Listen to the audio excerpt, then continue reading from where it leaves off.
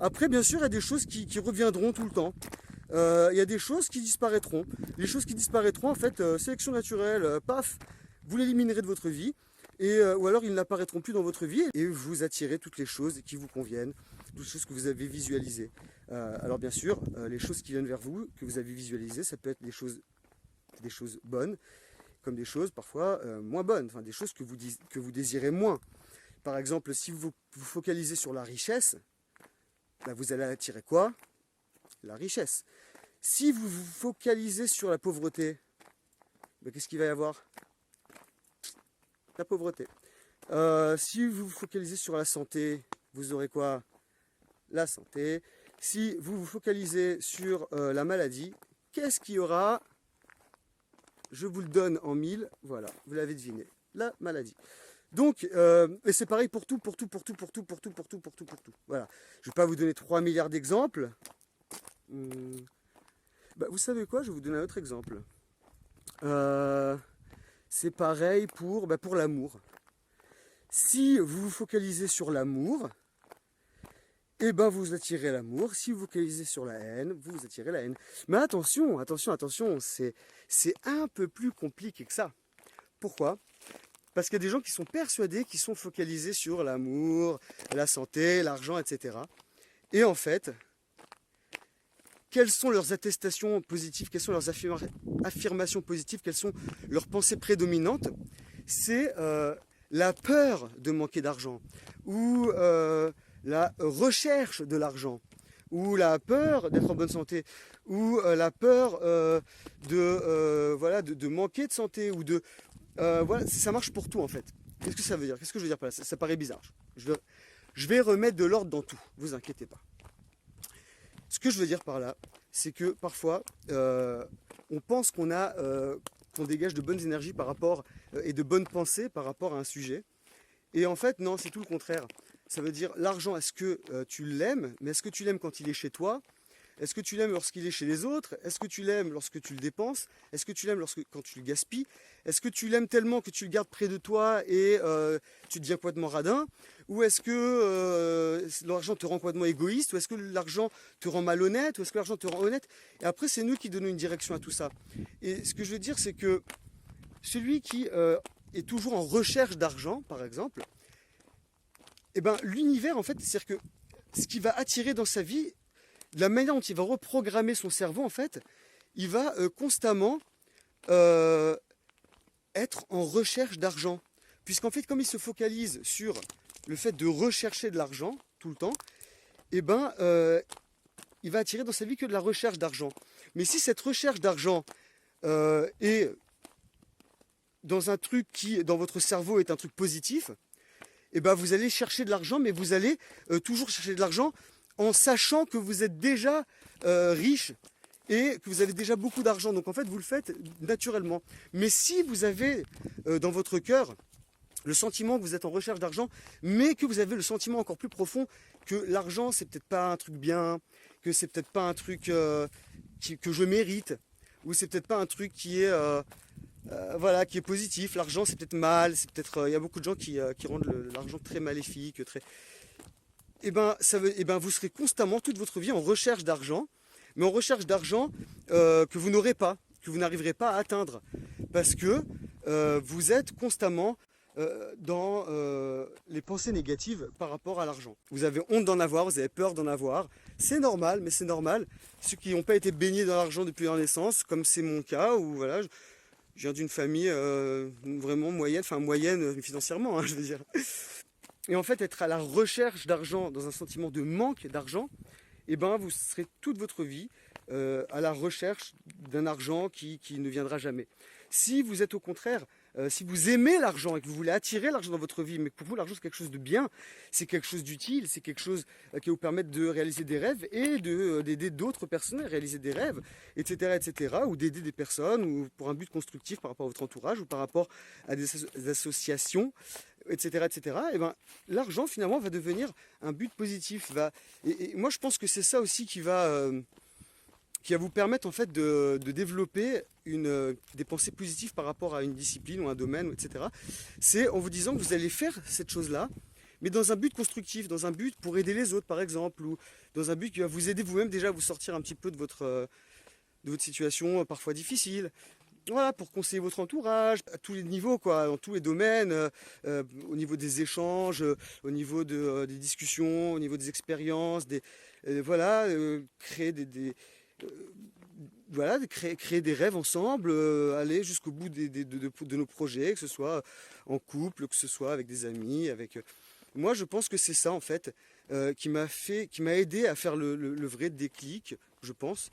C'est de me dire, et pour tous les projets, ça a été comme ça, si tu es bloqué dans un truc, redirige-le vers quelque chose qui va aider les autres.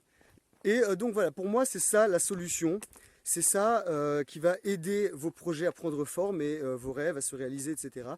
C'est à chaque fois de voir les choses d'une manière plus globale par rapport à l'humanité, par rapport au monde, par rapport à l'univers, etc. Faire quelque chose avec lequel vous vous sentez bien, qui va vous accompagner un peu toute votre vie. Et pour revenir à ce que je disais tout à l'heure, les attestations positives, c'est super important de savoir comment les manier, parce que je ne suis pas sûr d'avoir été assez clair par rapport à ça. Ça veut dire, il ne suffit pas de dire ouais, moi je veux plus jamais être pauvre de toute ma vie, je veux plus jamais manquer d'argent, je veux plus jamais être malade, je veux plus jamais être... Non, non, non, non, non, non, non, non, non, non, non. C'est pas comme ça qu'il faut dire les choses. Je suis en bonne santé. Je suis heureux. Heureuse. Ça dépend qui vous êtes. J'ai beaucoup d'argent, j'ai tellement d'argent que je peux faire tout ce que je veux. J'ai tout ce dont j'ai besoin dans ma vie pour être heureux. Et oser le crier, voilà, au milieu de la garrigue comme ça. J'ai tout ce dont j'ai besoin pour atteindre l'abondance, pour atteindre l'amour, la joie, la bonne humeur, le bien-être, la santé, pour être épanoui physiquement, spirituellement, socialement, tout à tous les niveaux, artistiquement, que je sois un ami idéal. Voilà, je suis un ami idéal, je suis un mari idéal, je suis un artiste hyper talentueux, je suis une personne très très très intelligente et très talentueuse, et j'ai beaucoup de capacités, de compétences pour beaucoup de domaines. Dites-le, dites-le, dites-le, dites-le, n'ayez pas honte. N'ayez pas honte de qui vous êtes. N'ayez pas honte de ce que vous savez faire. N'ayez pas honte de vos capacités, de vos ressources. Il ne faut pas avoir honte de tout ça. Il ne faut pas avoir honte. Il ne faut pas avoir honte d'être vous. Soyez ce que vous êtes avant de faire ce que vous voulez faire. Soyez ce que vous êtes. N'essayez pas de jouer un rôle. Et oui, donc en fait, en gros, il ne faut pas avoir peur de ses ambitions. Il ne faut pas avoir peur d'être différent des autres, d'être ce qu'on est, en fait. Tout simplement. Il ne faut pas avoir peur d'être ce qu'on est.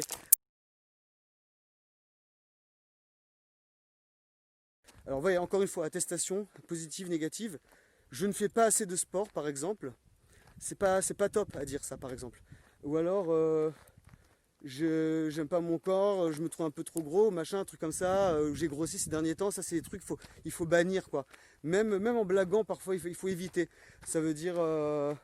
Parfois on a l'impression d'être marrant. Alors parfois on peut le prendre à l'ironie, oui. On peut en rigoler dans le sens où voilà, on ironise la chose, on l'accepte en disant voilà, j'ai conscience que je suis comme ça, je suis conscient de ça. Mais après, voilà, une fois que vous êtes conscient, une fois que vous avez pris conscience et que vous en rigolez, ça y est, on arrête les plaisanteries.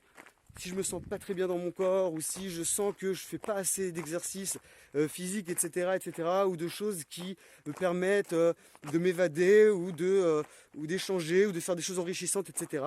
Voilà. Et à un moment où vous prenez une seconde, vous respirez,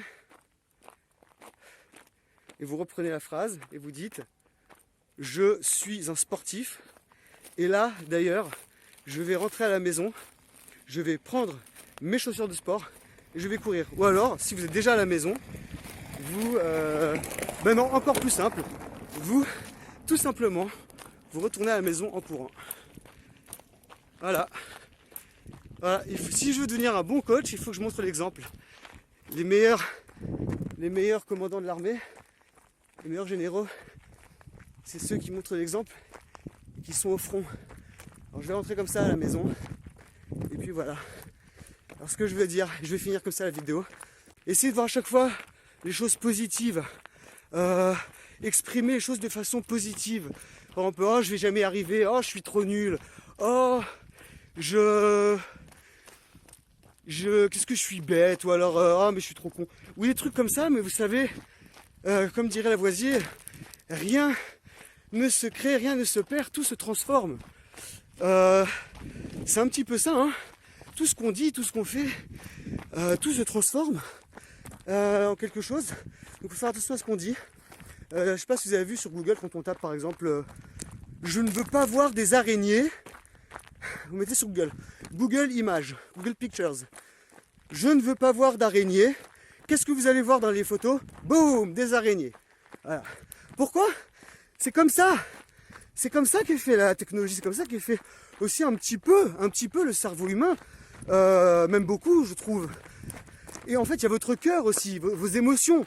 Par exemple, si vous dites moi, je ne veux pas attirer la maladie dans ma vie. En fait, qu'est-ce qui va se passer? T'as le mot attirer et t'as le mot maladie. Qu'est-ce qui se passe? Il y a deux mots-clés en fait là. Manque d'argent, deux mots-clés. Pas voir d'araignée, voir araignée. Vous voyez ça que je veux dire? Je ne veux pas voir d'araignée. C'est quoi les deux mots-clés? C'est voir araignée. C'est ça. Manque d'argent, manque de vigueur, manque de bien-être. Je me sens mal, le monde va mal. Le coronavirus, et les épidémies, et les tremblements de terre, et les machins. Il y a constamment, il y a trop d'informations, ça va trop vite. On ne sait plus quoi faire. On ne sait plus quoi penser. On ne sait plus. Alors il y a un moment où on s'arrête 2 secondes et on se dit attends.